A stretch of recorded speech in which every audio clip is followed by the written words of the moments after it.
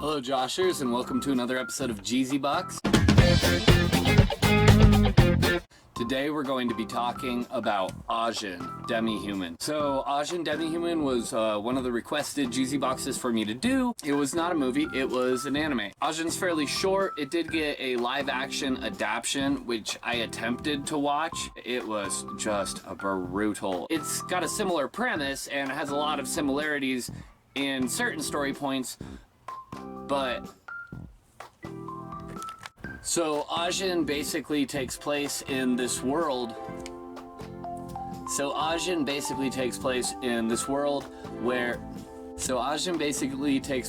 world where there are certain people who are referred to as Ajin, and basically they can't die. On that end, the government has been picking them up on the street whenever they're exposed, and you find out that you're an Ajin basically when you die, but then you come back, regenerates with this sort of like black smoke, mist stuff, just kind of ashes off of you, and then you recover. It's utilized with some seriously brutal action at times. Characters will literally off themselves in order to heal, because their body doesn't heal, it just, when they die, they're basically reset back to stage one. There's another side to this as well. They also have this invisible self that if you're not an Ajin, you can't see, but if you are an Ajin, you can see it, and it's this sort of like black smoke creature, shadow figures, real shady people. This show basically ends up with a terrorist organization reaching out to this kid who is briefly captured when he's exposed as an Ajin by the government, and what they're doing is they've got him restrained and they're just cutting him to pieces